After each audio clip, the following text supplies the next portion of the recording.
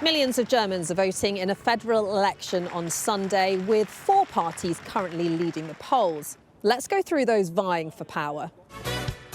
In predicted first place is the Conservative bloc and their Chancellor candidate, Christian Democrat Friedrich Merz. Sehr geehrte Damen und Herren.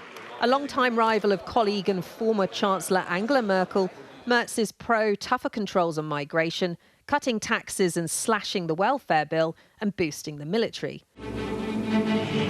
Polling second, the far-right Alternative for Germany, or AfD, and Alice Weidel. She's the former banker who lives with her wife and kids and has been endorsed by Elon Musk. I very much hope that the AfD does well. Weidel says she's conservative, but some branches of the AfD have been designated right-wing extremists by German authorities. The AfD backs an asylum crackdown and mass deportations, wants to end sanctions on Russia and reintroduce the Deutsche Mark. Next, current Chancellor Olaf Scholz with the Social Democrats. They reintroduce border checks and want to speed up the deportation of rejected asylum seekers, loosen Germany's strict debt rules, but Scholz is against sending long-range tourist cruise missiles to Ukraine. And finally, Robert Habeck and the Greens. They're pro-Ukraine joining NATO, also want to loosen debt rules and back a global billionaires tax. Germany's Nazi past still influences politics, so even if they come second, no one traditionally will work with the far right. But this election could still be crucial for the AfD.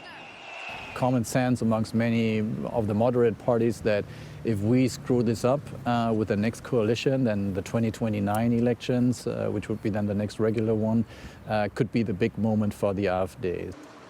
Migration's a key issue in this election after a number of alleged attacks involving foreign suspects, the latest in Munich last week. The ailing economy is also a big worry for voters. The owner of this restaurant thinks it's fueling divisions. In the West, you still earn a little more than in the East, and that's also a big part in our society. What's kind of like driving everything apart, I got the feeling. And do you think that's helping to feed the far right? 100%. 100%. Yeah. So why should you care about this vote? Well, Germany is the most populous country in the European Union. It's the biggest economy. It accepts the most asylum seekers, and outside the US is the biggest backer of Ukraine. So a dramatic shift here could have a knock-on on Europe and the UK.